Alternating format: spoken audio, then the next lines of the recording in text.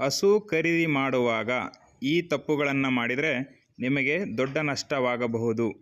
ಈ ವಿಡಿಯೋವನ್ನು ಸಂಪೂರ್ಣವಾಗಿ ಕೊನೆಯವರೆಗೂ ನೋಡಿ. ನಿಮಗೆ ಸರಿಯಾದ ಹಸುವನ್ನು ಹೇಗೆ ಆಯ್ಕೆ ಮಾಡ್ಕೋಬೇಕು ಎಂಬುದು ಗೊತ್ತಾಗುತ್ತದೆ. ಮೊದಲನೆಯದು, ನಾವು ಯಾವ ಹಸುವನ್ನು ಅಂದರೆ ಯಾವ ಬ್ರೀಡನ್ನು ಖರೀದಿ ಮಾಡಬೇಕು ಅಂತ ತಿಳ್ಕೋಬೇಕು. ಯಾವ್ಯಾವು ಅಂದರೆ HF ಹಸು ಬೇಕೋ ಅಥವಾ ಜೆರ್ಸಿನ ಅಥವಾ ಗಿರ್ರ ಅಥವಾ ಲೋಕಲ್ ಮಿಕ್ಸ್ ಅಂತಹ ಹಸುಗಳನ್ನು ಯಾವ ಹಸುವನ್ನು ಖರೀದಿ ಮಾಡ್ಕೋಬೇಕು ಅಂತ ಸೆಲೆಕ್ಟ್ ಮಾಡ್ಕೋಬೇಕು. ಯಾಕೆಂದರೆ ನಮ್ಮ ಏರಿಯಾಗೆ ಶೂಟ್ ಆಗುವಂತಹ ಬ್ರೀಡನ್ನು ಸೆಲೆಕ್ಟ್ ಮಾಡ್ಕೊಳ್ಳೋದು ತುಂಬ ಮುಖ್ಯ. ಇದರಿಂದ ಲಾಸ್ ಆಗುವ ಮೊದಲ ಹಂತವನ್ನು ತಡೆದಂತೆ ಆಗುತ್ತೆ. ಯಾಕೆಂದರೆ ನಮ್ಮ ವೆದರ್ಗೂ ಮತ್ತು ಇವಾಗ ಹಸು ಇರುವಂತಹ ವೆದರ್ಗೆ ಅಡ್ಜಸ್ಟ್ ಆಗುವಂತಿದ್ದರೆ ಹಸುಗಳು ಬೇಗನೆ ನಮ್ಮ ವಾತಾವರಣಕ್ಕೆ ಹೊಂದಿಕೊಳ್ಳುತ್ತವೆ.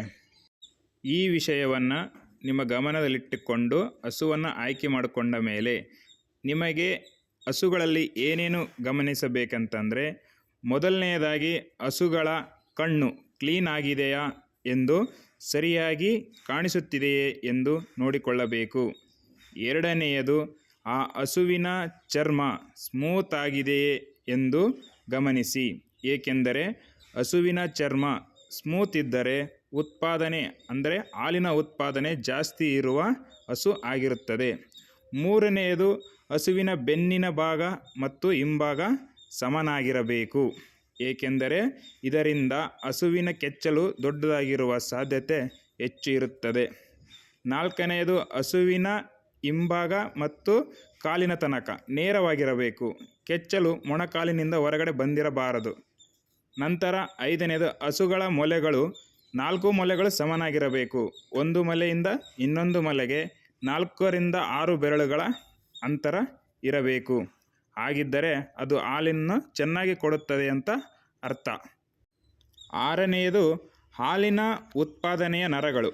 ಇವುಗಳು ತುಂಬ ಮುಖ್ಯ.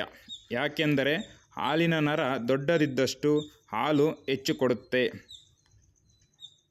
ಏಳನೆಯದು, ಹಸುವಿಗೆ ಗಾಯಗಳಾಗಿವೆಯಾ ಎಂದು ನೋಡಿ ಮತ್ತು ರೋಗವೇನಾದರೂ ಇದೆಯಾ ಎಂದು ಖಚಿತಪಡಿಸಿಕೊಳ್ಳಿ. ಮತ್ತು ಹಸು ಫುಲ್ ಆ್ಯಕ್ಟಿವ್ ಇದೆಯಾ ಎಂದು ಒಮ್ಮೆ ತಿರುಗಾಡಿಸಿಕೊಂಡು ಬಂದು ಖಚಿತಪಡಿಸಿಕೊಳ್ಳಬೇಕು. ನಂತರ ಹಸುವಿನ ಗಾತ್ರ ಮತ್ತು ಅದರ ಲೆಂತು ಚೆನ್ನಾಗಿರಬೇಕು. ತುಂಬ ಉದ್ದವಾಗಿರಬೇಕು ಮತ್ತು ಒಳ್ಳೆಯ ಮೈಕಟ್ಟಿನಿಂದ ಕೂಡಿರಬೇಕು. ಅಂತಹ ಹಸುವನ್ನು ಸೆಲೆಕ್ಟ್ ಮಾಡಿಕೊಳ್ಳಿ. ಈ ಎಲ್ಲ ವಿಷಯಗಳನ್ನು ಗಮನಿಸಿ ಹಸುವನ್ನು ನೀವು ಖರೀದಿ ಮಾಡಿದರೆ ಅಂತಹ ಹಸು ಹಾಲನ್ನು ಹೆಚ್ಚು ಹಿಂಡುತ್ತದೆ ಎಂಬುದು ಖಚಿತವಾಗುತ್ತದೆ. ಇದಾದ ನಂತರ ಹಸು ಏನಾದರೂ ಇವಾಗ ಹಾಲು ಕೊಡುತ್ತಿದ್ದರೆ ಅಥವಾ ಕರುವನ್ನು ಹಾಕಿದಂತಹ ಹಸು ಸಿಕ್ಕರೆ ಹಸು ಇವಾಗ ಎಷ್ಟು ಲೀಟರ್ ಕೊಡುತ್ತಿದೆ ಎಂದು ತಿಳಿದುಕೊಳ್ಳಬೇಕು. ಏಕೆಂದರೆ ಓನರ್ ಹೇಳುವ ಮಾತನ್ನು ಬ್ಲೈಂಡ್ಲಿಯಾಗಿ ನಂಬಬೇಡಿ. ಏಕೆಂದರೆ ಹಸುವನ್ನು ಮಾರುವವನು ಏನು ಬೇಕಾದರೂ ಸುಳ್ಳು ಹೇಳುವ ಸಾಧ್ಯತೆಗಳೇ ಹೆಚ್ಚಾಗಿರುತ್ತವೆ. ನಿಮಗೆ ಸಮಯ ಸಿಕ್ಕರೆ ಹಾಲನ್ನು ಒಂದು ಬಾರಿ ಕರೆದುಕೊಂಡು ಚೆಕ್ ಮಾಡಿಕೊಳ್ಳುವುದು ತುಂಬ ಉಪಯೋಗವಾಗುವುದು. ಅದಾದ ನಂತರ ಹಸುವಿನ ಹಲ್ಲನ್ನು ನೋಡಿ ಅದರ ಏಜನ್ನು ಗುರುತಿಸಬೇಕಾಗುತ್ತದೆ. ಹಸು ಇವಾಗ ಎಷ್ಟು ಹಲ್ಲು ಇದೆ ಎಂದು ಗಮನಿಸಿ. 2 ರಿಂದ 6 ಹಲ್ಲು ಇರುವ ಹಸುವನ್ನು ಖರೀದಿ ಮಾಡಿ. ಏಕೆಂದರೆ ನೀವು ಖರೀದಿ ಮಾಡಿದ ಹಸು ನಿಮ್ಮ ಮನೆಯಲ್ಲಿ 2 ರಿಂದ 3 ಸೂಲು ಅಂದರೆ ಕರುವನ್ನು ಹಾಕುವ ಸಮಯದವರೆಗೆ ಇಟ್ಟುಕೊಳ್ಳಬಹುದು. ಇದರಿಂದ ಕರುವಿನಲ್ಲಿ ನಿಮಗೆ ಆದಾಯ ಸಿಗುತ್ತದೆ ಮತ್ತು ಹಸುವನ್ನು ನೀವು ರಿಟರ್ನ್ ಮಾರುವಾಗ ನೀವು ತಂದಂತಹ ಅಮೌಂಟಿಗೆ ಅದರ ಸ್ವಲ್ಪ ಹೆಚ್ಚು ಕಡಿಮೆ ಬೆಲೆಗೆ ಮಾರುವ ಅವಕಾಶ ಕೂಡ ಸಿಗುತ್ತದೆ. ನಂತರ ತುಂಬ ಓಲ್ಡ್ ಕೌ ಅಂದರೆ ತುಂಬ ವಯಸ್ಸಾದಂತಹ ಹಸುವನ್ನು ಖರೀದಿ ಮಾಡಬೇಡಿ. ಇದರಿಂದ ನಿಮಗೆ ಲಾಸ್ ಆಗುವ ಸಾಧ್ಯತೆಗಳು ಹೆಚ್ಚು ಇರುತ್ತದೆ. ನೀವು ಖರೀದಿ ಮಾಡುವಂತಹ ಹಸು ಪ್ರೆಗ್ನೆಂಟ್ ಆಗಿದ್ದರೆ ಅದು ಎಷ್ಟು ತಿಂಗಳು ಎಂದು ಖಚಿತಪಡಿಸಿಕೊಂಡು ಕರುವನ್ನು ಹಾಕಲು 15 ರಿಂದ 20 ದಿನಗಳ ಅಂತರವಿರುವ ಹಸುವನ್ನು ಖರೀದಿ ಮಾಡಿ.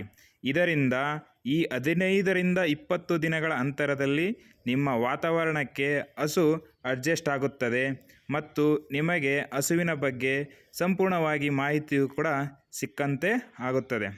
ಇದಾದ ನಂತರ ಹಸು ನೀವು ಖರೀದಿ ಮಾಡಿದ ದಿನ ಸಂತೆಯಲ್ಲಿ ಕರುವನ್ನು ಹಾಕಿದ್ದರೆ ಆ ಹಸು ಸಂಪೂರ್ಣವಾಗಿ ಕರುವಿನ ಮಾಂಸವನ್ನು ಹಾಕಿದೆಯೇ ಎಂದು ತಿಳಿದುಕೊಳ್ಳಿ. ಒಂದು ವೇಳೆ ಹಸು ಮಾಂಸವನ್ನು ಹಾಕಿಲ್ಲ ಎಂದರೆ ಮಾಂಸ ಹಾಕುವ ತನಕ ಕಾದು ಆನಂತರ ಹಸುವನ್ನು ಮನೆಗೆ ತೆಗೆದುಕೊಂಡು ಹೋಗಿ. ಏಕೆಂದರೆ ಕರು ಹಾಕಿದಂತಹ ಹಸು ಮಾಂಸ ಹಾಕಿಲ್ಲದಿದ್ದರೆ ಪ್ರಯಾಣ ಮಾಡುವುದರಿಂದ ಹಸುವಿಗೆ ತುಂಬ ಸುಸ್ತು ಮತ್ತು ಅದರ ಗರ್ಭಕೋಶಕ್ಕೆ ತೊಂದರೆ ಆಗುವಂತಹ ಚಾನ್ಸಸ್ ಜಾಸ್ತಿ ಇರುತ್ತದೆ. ನಂತರ ಹಸುವನ್ನು ಖರೀದಿ ಮಾಡಿದ ಮೇಲೆ ಮೊದಲು ಹಸುವಿಗೆ ಯಾವ ತರಹದ ಫೀಡ್ ಅಂದರೆ ಫುಡ್ಡನ್ನು ಕೊಡುತ್ತಿದ್ದರು ಎಂದು ಅವರನ್ನು ಕೇಳಿ ಖಚಿತಪಡಿಸಿಕೊಳ್ಳಿ. ಏಕೆಂದರೆ ಹಸು ಒಂದೇ ತರಹದ ಫೀಡ್ಗೆ ಅಡ್ಜಸ್ಟ್ ಆಗಿರುತ್ತದೆ. ನೀವು ಒಂದೇ ಬಾರಿಗೆ ಸಡನ್ನಾಗಿ ಫುಡ್ಡನ್ನು ಚೇಂಜ್ ಮಾಡಿದರೆ ಹಸು ತಿನ್ನದೇ ಇರುವಂತಹ ಸಾಧ್ಯತೆ ಹೆಚ್ಚು ಇರುತ್ತದೆ. ಅದಕ್ಕಾಗಿ ಅವರನ್ನು ಕೇಳಿ ಅವರು ಕೊಡುವಂತಹ ಫೀಡನ್ನು ಕೊಡುತ್ತಾ ಬನ್ನಿ. ನಂತರ ನಿಮ್ಮ ಫೀಡ್ಗೆ ಅಡ್ಜಸ್ಟ್ ಆಗುವಂತೆ ಮಾಡಿಕೊಳ್ಳಬೇಕು.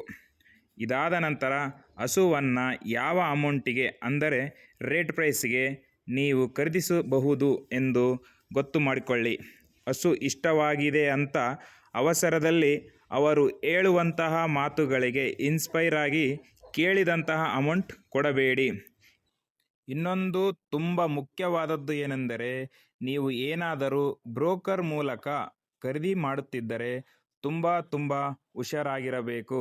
ಅವರು ಹೇಳುವಂತಹ ಮಾತುಗಳನ್ನು ನೀವು ನಂಬಲೇಬೇಡಿ. ನೀವು ಖರೀದಿ ಮಾಡುವ ಹಸುವಿಗೆ ಮತ್ತು ಅದರ ಅಕ್ಕಪಕ್ಕದಲ್ಲಿ ಇರುವಂತಹ ಹಸುವಿಗೆ ಕಂಪೇರ್ ಮಾಡಿ ನೋಡಿ. ಆ ನಂತರ ಆ ಹಸುವಿನ ರೈಟ್ ಪ್ರೈಸನ್ನು ನೀವೇ ಅಂದಾಜು ಮಾಡಿಕೊಂಡು ಮಾತನಾಡಿಕೊಳ್ಳಬೇಕು. ಇದರಿಂದ ನಿಮಗೆ ದುಡ್ಡು ಉಳಿಯುತ್ತದೆ.